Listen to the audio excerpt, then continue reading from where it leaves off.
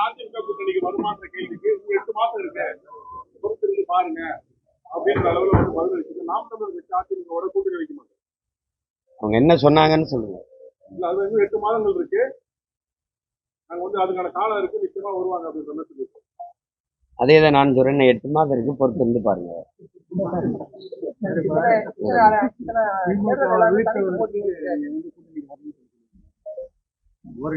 திமுக சொல்லுது பிஜேபி வரவிடாம வீழ்த்தணும்ட்டு.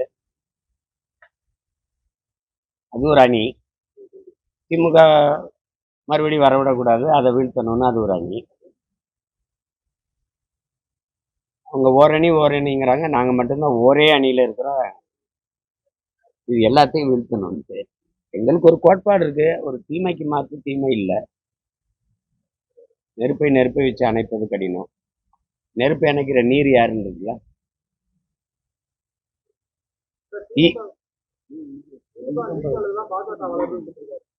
யாரு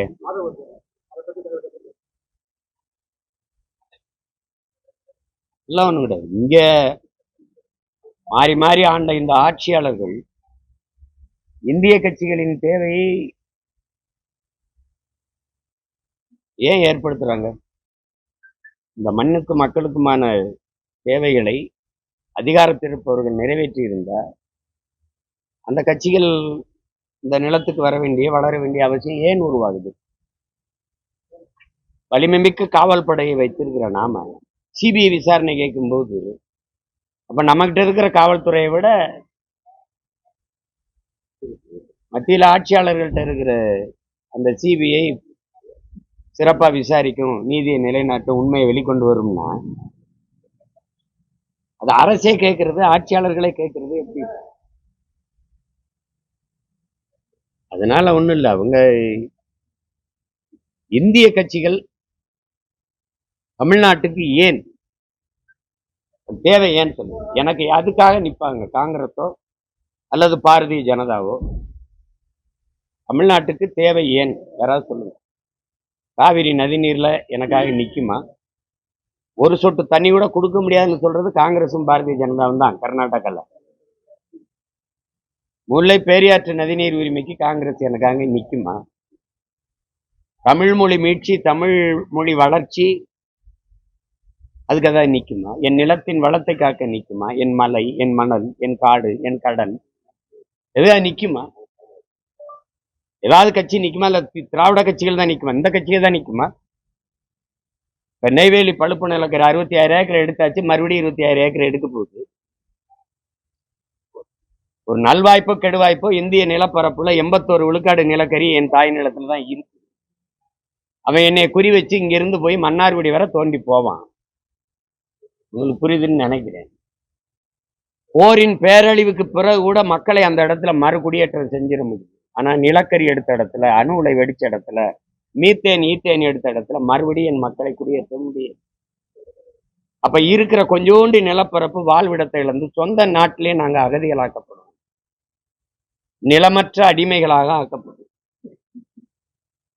அதை பற்றி இந்திய கட்சிகளுக்கு கவலை இருக்கா? இல்ல திராவிட கட்சிகள் தான் போராடுமா? அப்ப இது மொத்தமாவே வீண். இதுல இவர்கள் வந்து நான் கேட்கறது சொல்லுங்க, இந்திய திணிச்சது யாரு? முதல்ல கல்வி மாநில உரிமை, அதை எடுத்துக்கிட்டு போனது யாரு? எடுத்துக்கிட்டு போகும்போது இங்க அதிகாரத்தில் இருந்தது யாரு? மருத்துவத்தை பொதுப்பட்டியல் கொண்டு போனது யாரு? மொத்த வரியும் சரக்கு மற்றும் சேவை வரின்னு சுருட்டி கொண்டு போன பெருமக்கள் யாரு? நீட்டுங்கிற தேர்வை திணிச்சது யாரு? அதை எதிர்க்காம இங்க கையெழுத்து போட்டு வரவேற்றது யாரு? தமிழ்நாடு தேர்வாணையத்துல டிஎன்பிசியில யார் வேணாலும் வந்து எழுதிக்கலாம்னு கையெழுத்து போட்டு கொடுத்த கட்சிகள் ஆட்சிகள் இது. நீங்க எல்லாம் சொல்லுங்க யாரு? நீத்தேன் என் நிலத்தை சுரண்டி என் பூமி தாயின் ஈரக்குலை இதய தருத்து வளத்தை சுரண்டிட்டு போலாம்னு கையெழுத்து போட்டு கொடுத்ததானே. கேரளாவுக்கு வரும்போது அணு உலையை மறுத்து திருப்பி அனுப்பும் போது என் நிலத்துல வைக்க அனுமதி கொடுத்தது யாரு? அந்த அணு உலையை திணிச்சது யாரு? இங்க ஏற்றது யாரு? 10,000 ஏக்கர் டால்மியாவுக்கு சேலத்துல எடுத்து கொடுத்தது யாரு? எடுத்து கொடுத்தது யாரு? பரந்தூர் விண்ணூர்தி நிலையத்துக்கு முதலா இடத்தை கொடுத்தது யாரு? ஏடிஎம்கே. அதுல கட்டியே தீரணும் வானூர்தின்னு துடிக்கிறது யாரு? டிஎம்கே. கட்டிய தீர்ணம் துடிக்கிறது பிஜேபி. இந்த கட்சிகளுக்கு கொள்கையில எதுல மாற்றம் கண்டுபிடிக்கிறீங்க? அப்புறம் சும்மா ஒரு நாடகம் தான். பிஜேபி எதிர்க்கணும். எதுல எதிர்க்கிறீங்க? புதிய கல்விக் கொள்கை இல்லையா, இல்ல இந்தி எதிர்ப்பு இல்லையா, இல்ல மதவாதத்திலையா? எதுல எதிர்க்கிறீங்க? அம்மையார் ஜெயலலிதா இருக்கும்போது நடக்காத RSS பேரணி திமுக ஆட்சியில தடையின்றி நடக்குது. ஒரு ஆர்ப்பாட்டம், போராட்டங்கள், மக்களினுடைய நியாயமான கோரிக்கை கூட போராட அனுமதி மறுக்கிற இதே திராவிட முன்னேற்ற கழக அரசு, திராவிட மாடல் அரசு, ஆசிரியர் பெருமக்கள், பகுதி நேர ஆசிரியர்கள் நிரந்தர பணிக்காக போராட வரும்போது கூட அனுமதி தராம தூக்கி தூக்கி அரங்கத்துக்குள்ள அடைச்சு வைக்கிற இந்த அரசு, RSS பேரணிக்கு தடையின்றி பேரணி நடத்த, பொதுக்கூட்டம் நடத்த, திருப்பரங்குன்ற மலையை காக்க போராடுகிற இந்த கட்சிகள், ஆட்சியாளர்கள், குறிப்பாக பாரதிய ஜனதா, மேற்கு தொடர்ச்சி மலையை வெட்டி எடுத்துட்டு போத கேரளா, அதுக்கு ஏன் எதிராக போராட வரல?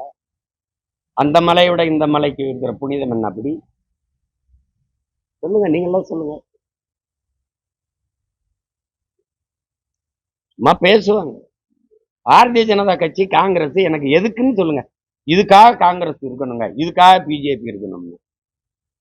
இந்திய ஒற்றுமை, அதுக்கா இந்திய ஒற்றுமை, தேசிய ஒருமைப்பாடு, இறையாண்மை பேசுற காங்கிரசும் பாரதிய ஜனதாவும் இந்திய கட்சிகள். கர்நாடகா என்று வரும்போது கர்நாடக மாநில கட்சியா, இந்திய கட்சியா? யாராவது சொல்லுங்க. என்னுடைய பேட்டியை கேட்டுக்கிட்டு இருக்க பொதுமக்கள் சொல்லுங்க, அறிவார்ந்த மக்கள் சொல்லுங்க. சொல்லுங்க. தண்ணின்னு கேட்டா அடிச்சு விரட்டுற அதிகாரம், ஒரு சொட்டு தண்ணீர் தமிழனுக்கு கொடுக்க முடியாதுன்னு சொல்ற அதிகாரம் இந்திய இறையாண்மை ஒருமைப்பாடை காப்பாற்றுதா? என்னோட பழுப்பு நிலக்கரி, என் நிலத்தின் வளம் எல்லாம் இருக்கும்போது, என் நிலத்தில் இருக்கிற அணு உலையில் இருந்து மின்சாரம் எல்லாம் இருக்கும்போது, அணுவுல வெடிச்சா சாவு எனக்கு, பயன் எல்லாம் இருக்கும். என் நிலத்துல தோண்டி எடுக்கப்படுற எரிகாற்று, பயோகேஸ், மீத்தேன், ஈத்தேன் எல்லாம் இருக்கும். என் நிலத்தின் வளம் எல்லாருக்கும் பொதுவா இருக்கு. நரிமணம், பெட்ரோல் எல்லாம் இருக்கும். ஆனா அவனவன் வளம் அவனவனுக்கு. என் நிலத்தின் வளம் எல்லாம் இருக்கானா? நான் இறையாண்மை ஒருமைப்பாட்டுக்கு நிக்கிறானா? இந்த கட்சிகள், ஆட்சிகள், இந்த மாநிலம் நிக்குதா? யார்கிட்ட பதில் இருக்குது? யார்கிட்ட பதில்? என் மொழி சிதைஞ்சு அழிஞ்சு போச்சு. எங்களுடைய இறைவன், எங்களுடைய கோயில், எங்களுடைய இறைவன் முருகன், சிவன், மாயூன், அதாவது பெருமாள். இந்த கோயில்கள்லயே தமிழ்ல வழிபாடு இல்லையே. திருமாலை பாடி ஆண்டாள் கோயில்லையே, திருவில்லிபுத்தூர்லயே ஆண்டாள் கோயில்லையே தமிழ்ல அவ பாசுரத்தே பாடுறது இல்லையே. தமிழில் பெருமாளை பாடிய ஆண்டாள் கோயில்லையே ஆண்டாளுடைய பாசுரங்களை பாடுவது. இதுக்கு பிஜேபி பேசுமா? திருச்செந்தூர் முருகன் கோயில்ல தமிழ்ல குடமுழுக்கு கேட்டு முருகன் பேரன் சீமான் பிரபாகரன் மகன் போறான்னா, இல்ல இந்திய ஒருமைப்பாடு, தமிழ் வளர்ச்சி இதெல்லாம் பேசுற திராவிடம் பேசுதா? இல்ல இந்த கட்சிகள் பேசாது? பேசுமா? பேசுமா? 13 லட்சம் பேர் தேர்வு தமிழ்நாடு தேர்வாணையத்தில் எழுதிட்டு வெளியில் நிற்கிறான். யார் வேண்டாலும் வந்து தமிழ்நாட்டு தேர்வாணையத்துல தமிழ்நாட்டு வேலை வாய்ப்புக்கு தேர்வு எழுதலாம்ங்கிறத கொண்டு வந்த பெருமக்கள் யாரு? அப்படி நான் மகாராஷ்டிரா எழுத முடியுமா? பீகார், குஜராத்தில் எழுத முடியுமா? இல்ல கர்நாடகா, கேரளா, ஆந்திராவில் எழுத முடியுமா? வாய்ப்பு இருக்க?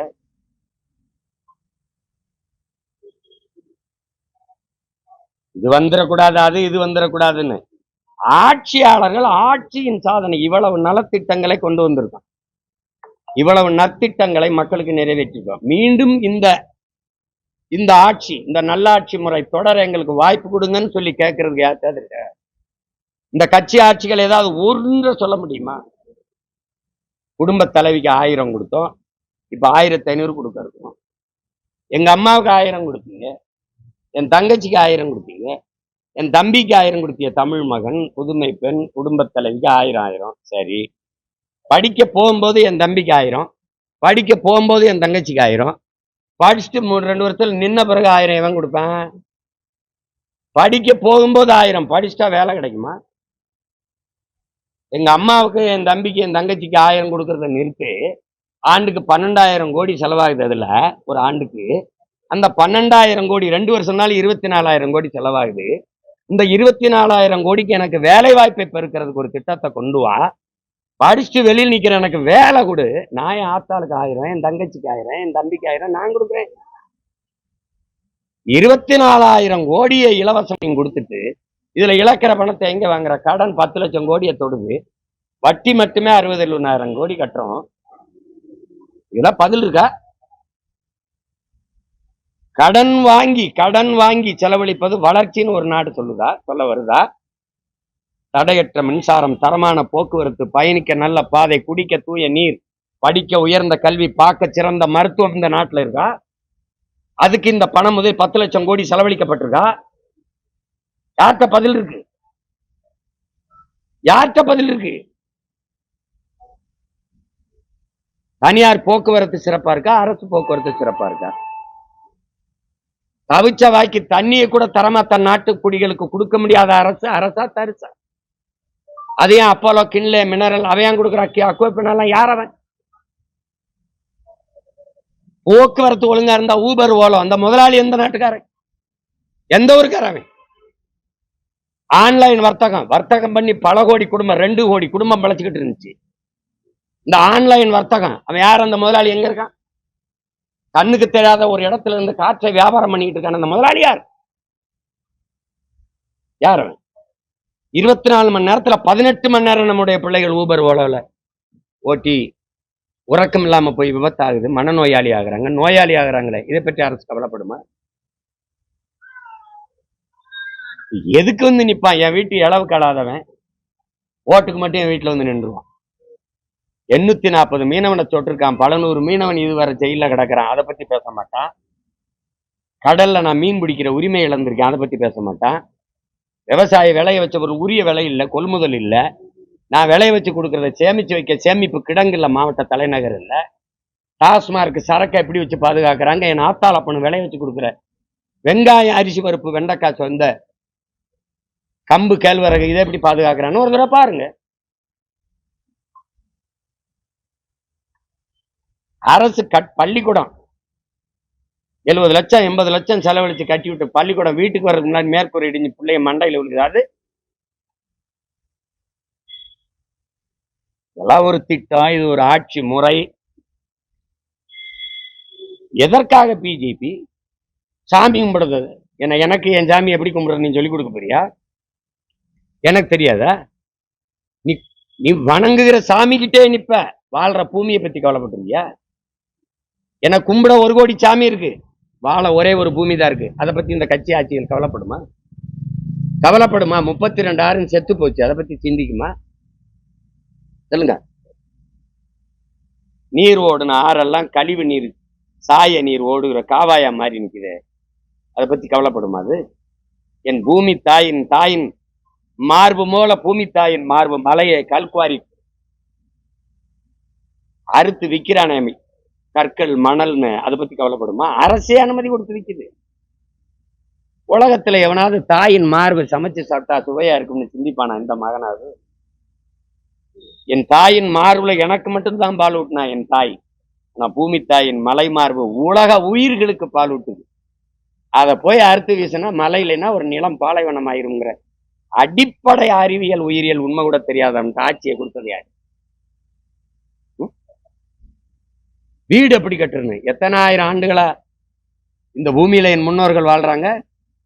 இப்படிதான் மொத்த ஆத்து மணலை அள்ளி வித்து மலையை பூரா மணலா வித்து என் முன்னர் கட்டினானா? அப்படிதான் கோட்டை கட்டி ஆண்டானா என் முன்னவன்? எங்க வீடுகள்லாம் அப்படிதான் கட்டியிருக்கா? எம்சாண்டு மலை மணல்ல தான் கட்டப்பட்டிருக்கா?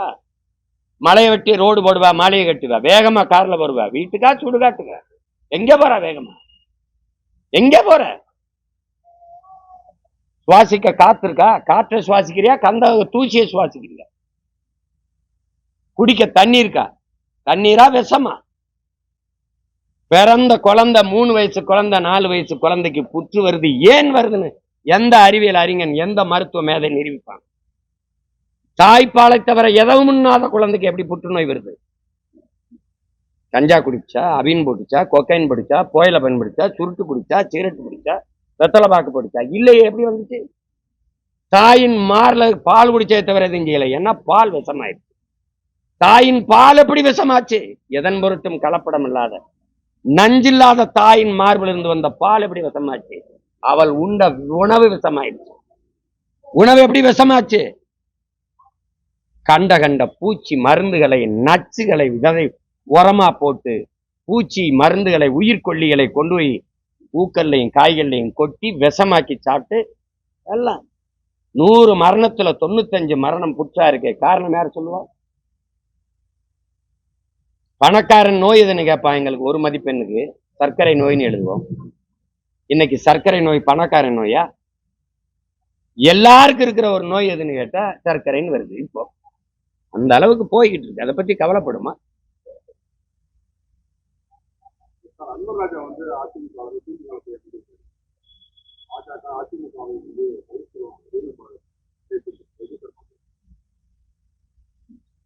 இப்போதைக்கு அதிமுக நேரடியா பாரதிய ஜனதாவோட கூட்டணி வச்சிருக்கு. எப்போதைக்கு மறைமுகமாவோ மறைமுகம்னு சொல்லிட்டு திமுக பாரதிய ஜனதாவோட கூட்டணி வச்சிருக்கு. அவர்களே பேசியதற்கு ஐயா முன்னாள் முதல்வர் ஐயா கருணாநிதி அவர்களுடைய காசு நாணயம் வெளியிட்டப்போ, ராஜ்நாத் சிங் வந்து வெளியிட்ட போது, அம்மா ஜெயலலிதாவுக்கு காசு வெளியிடும் போது அவங்க வரல, கூட்டணி வச்சும் கூட வரல. பெருமையா சொன்னாங்க, உங்களுக்கு கூட்டணி வச்சு கூட உங்க தலைவியின் காசை வெளியிட வரவில்லை, ஆனால் கூட்டணி இல்லாத போது எங்களுக்கு வந்திருக்கிறார்கள். அப்படி என்றால் உண்மையிலே கூட்டணி யார் சொல்லுங்க? உண்மையிலே கூட்டணி யார்? ஐயா கருணாநிதி ஒரு நினைவிடத்தில் போய் கும்பிட்டு அப்படிலாம் வந்தது யார்? 3 முறை நிதி ஆய்வு கூட்டத்துக்கு போக மாட்டேன்னு சொன்ன ஐயா நிமிர்ந்து நின்ன தமிழக முதல்வர் ஐயா ஸ்டாலின் ஒரே ஒரு ஈடி வரும்போது ஓடி வாரேன் மோடின்னு போய் நின்னது ஏன்?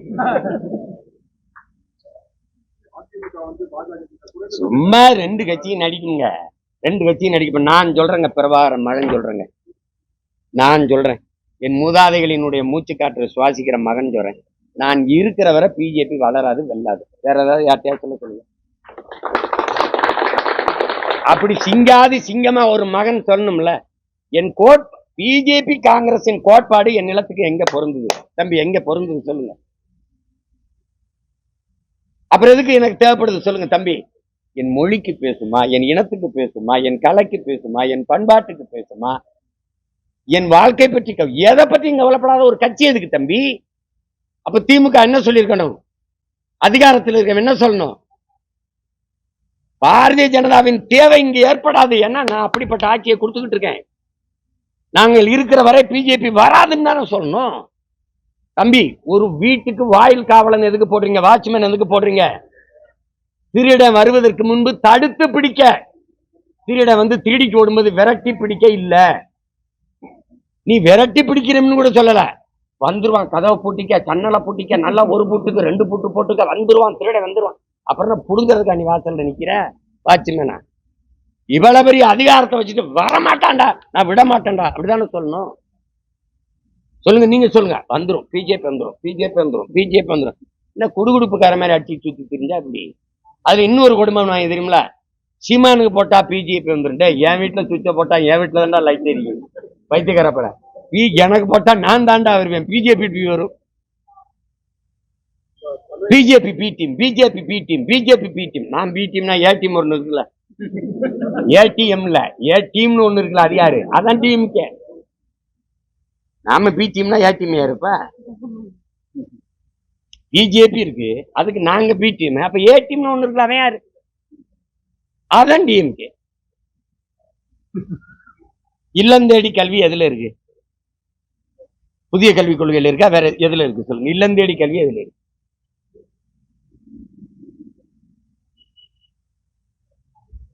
வீடு தேடி அரசு, ரோடு தேடி மக்கள். எதுக்கு போராட? வீடு தேடி அரசு போய் தட்டும். உலகத்தில் இப்படி ஒரு அதிகாரத்தை பார்த்திருக்கீங்களா? 3 ஆட்சி பணி, 3 கலெக்டர், 5 கலெக்டர்ஸ் வேலை செய்யறான் கட்சிக்கு உறுப்பினர் சேர்க்கை நடத்த. உங்க ஓடிபியை கொடுங்க, 1000 ரூபாய் போட்டு விடுறோம். 4.5 வருஷம் கழிச்சு 1000 ரூபாய் உங்களுக்கு வந்து முறையா சேருதான்னு. இவனால என்ன பண்ணிட்டு இருந்தாங்க? வந்து மக்கள்கிட்ட வந்து உங்களுக்கு என்ன பிரச்சனை? ஒரே பிரச்சனை நீங்க தாங்க, நீங்க போயிருங்க, ஒரு பிரச்சனையும் இல்லை நாட்டு. கொடுமை. அப்ப முதல்ல இருந்திருக்குல்ல, அதுக்கு வழக்க போட்டு நிறுத்துறது யாரு? நாங்க தான் போய் போராடி நிறுத்த வேண்டியது. இதை மற்ற கட்சிகள் கேட்கணும்ல. உங்களை போல ஊடகவியலாளர்கள் வந்து யோ என்னையா வேலை பண்ணிட்டு இருக்காங்க கேட்கணும்ல. ஒரு அரசு தன் அதிகாரத்தை, அரசின் பணத்தை செலவழிக்குது. அவங்க தலைவர்களுக்கெல்லாம் அரசு செலவுல எங்க முன்னோர்களுக்கு நாங்க சொந்த காசுல செலவழிச்சுக்கணும். நாமக்கல்ல கிட்னி திருட்டு அதிகமாக உங்களுக்கு போகாத வரை இருங்க, மகிழ்ச்சியா இருங்க.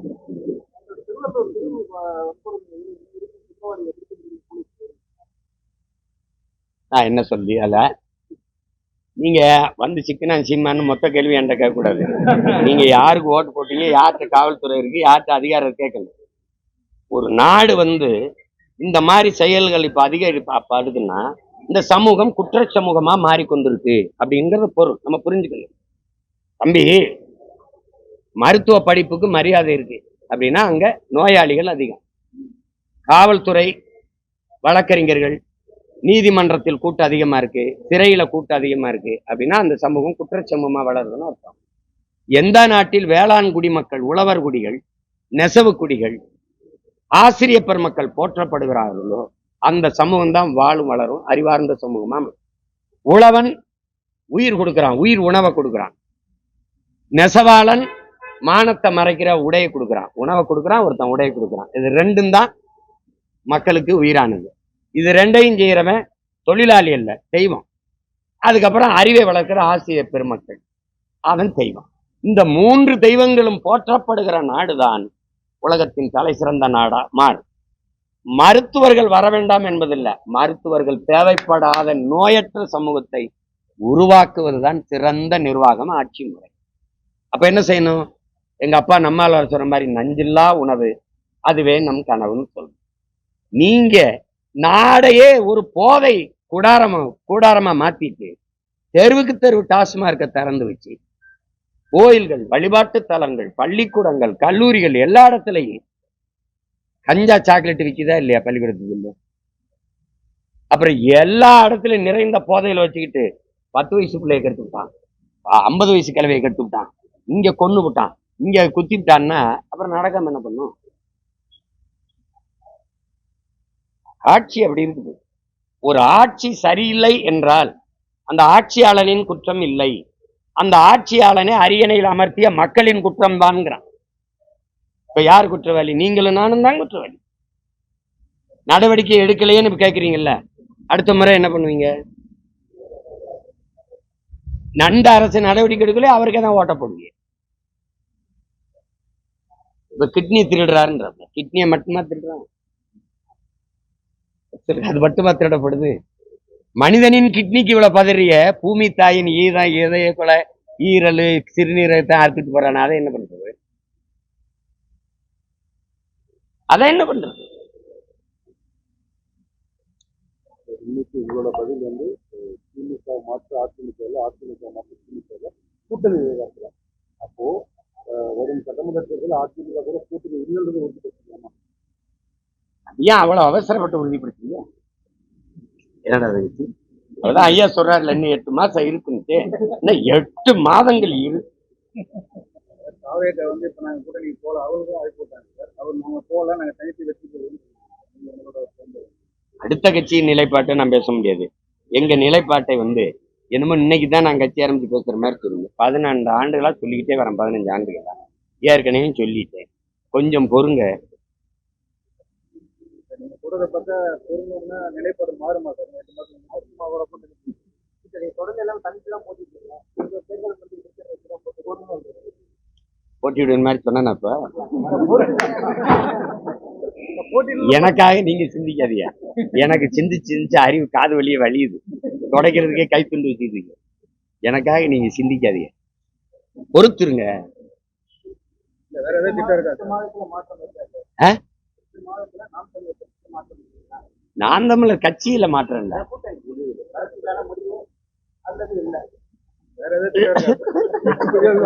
அத கேட்கணும். நல்லா இருக்கு, நல்லா இருக்கு. அதான் தமிழ்நாட்டுல பெரிய கூட்டணி என் கூட்டணி தான். 8 மாசம் பொறுத்துருங்க, மாநாட்டுல அறிவிக்கிறேன். இப்ப அவசரப்பட்ட ஆட்சியில சரி. ஆமா, கூட்டணி குறித்தான். எப்படியாவது முதல்ல நானும் தம்பி விஜயும் சேர்ந்து போட்டிடுற மாதிரி இருந்த உடனே ஊடகவியலாளர்கள்லாம் முதல்ல கேட்பாங்க, தனிச்சு எத்தனை நாளைக்கு நீங்க போட்டிடுவீங்க? ஒரு கூட்டணி இல்லாம உங்கள ஒரு 10 எம்எல்ஏ எம்பி எல்லாம் வர வேணாமா? நீங்க அப்படி உங்க தொண்டர்கள் எல்லாம் சோர்ந்தடைஞ்சிட மாட்டார்களா அப்படின்னு சேர்ந்து போட்டிடுவாங்களோன்னு வரும்போது தனிச்சு நிக்கிறதானே உங்க பலம். நீங்க கூட்டணிக்கு போறீங்க அப்படிங்கிறது என்ன? இந்த கழுதையை சொல்லுவான், முன்னாடி வந்தா கடிக்குது, பின்னாடி போனா உதையுது, இப்ப என்னதான் பண்றது அப்படின்னு. கொஞ்சம் பொறுமை. இவ்வளவு நேரம் பேசினேன், அதை பத்தி கேட்காம இவ்வளவு கருத்துக்களை சொன்னேன், அதையெல்லாம் சொல்லாம கூட்டணி கூட்டணி கூட்டணி. உங்களுக்கு என்னை ஒருத்தனையாவது விட்டுருங்க, என்னை ஒருத்தனையாவது விட்டுருங்க நாட்டுக்கு மக்களுக்கு. நான் தான் வேட்பாளர் எந்த கட்சியாவது போட்டிருக்கா? எந்த கட்சியாவது போட்டிருக்கா? 150 வேட்பாளர் களத்தில் நின்று வேலை செய்யறா. இந்த என் தங்கச்சி இந்த விழுப்புரத்துல போட்டிடுறா. என் தங்கச்சி வேலை செய்யறா. புதுச்சேரியில அவளுக்கு வேலை. அந்த வேலையை விட்டுட்டு இங்க வந்து சொந்தமா ஒரு தனி மருத்துவமனை வச்சு இங்க வேலைக்கு வந்திருக்கிறத போட்டியிடத்தான். அவ இப்ப கர்ப்பமா இருக்கா, கை குழந்தையோட தூக்கிட்டு வேலை செய்வா பாருங்க. ஏன்னா நாங்க இங்க பாருங்க, சாதாரண ஆத்தாளப்பனுக்கு பிறந்தவன்ல, பிரபாகரன்ற பெரும் மரவனுக்கு பிறந்த பிள்ளைகள். அதனால எங்களுக்கு அது தனிச்சுனா நான் அடர்ந்த காட்டுக்குள்ள போய் போராட போறேன். 8 கோடி மக்களுக்கிடையே 8 கோடி மக்களுக்காக போட்டிடுது. நீங்க என்ன தனிச்சுனா அனாதை பைய மாதிரியே பேசிக்கிறீங்க. யாரும் இல்லாத அனாதை மாதிரியே. என்ன சொல்லுவா?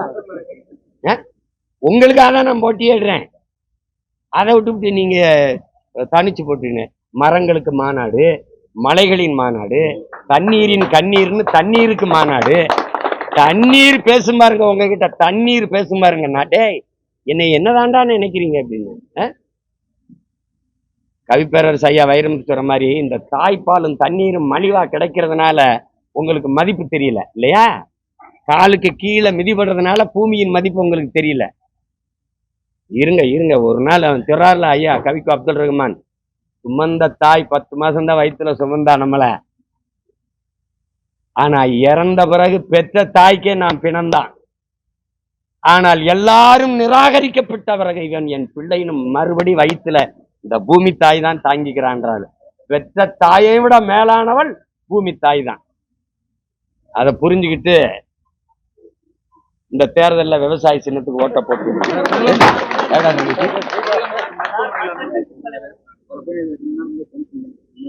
அது ஒண்ணும் இல்லை, சின்ன மயக்கம் தான் சொல்றாங்க.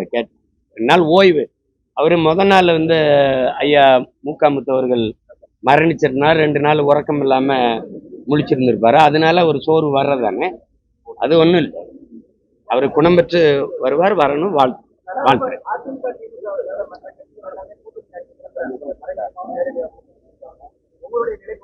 என்னுடைய ஆட்சி கூட்டணி ஆட்சியா? மக்களுக்காக. அருணாச்சலேஸ்வரர்னு போட்டா கூட மனசாரிடும். அருணாச்சலம் கொஞ்சம் பொறுங்க. ஆந்திராவில் ஒரு மாவட்டமா மாறிக்கிட்டு இருக்கு. அதை தடுக்கிறதுக்கு தான் நான் இப்ப வேலை செஞ்சுக்கிட்டு இருக்கேன்.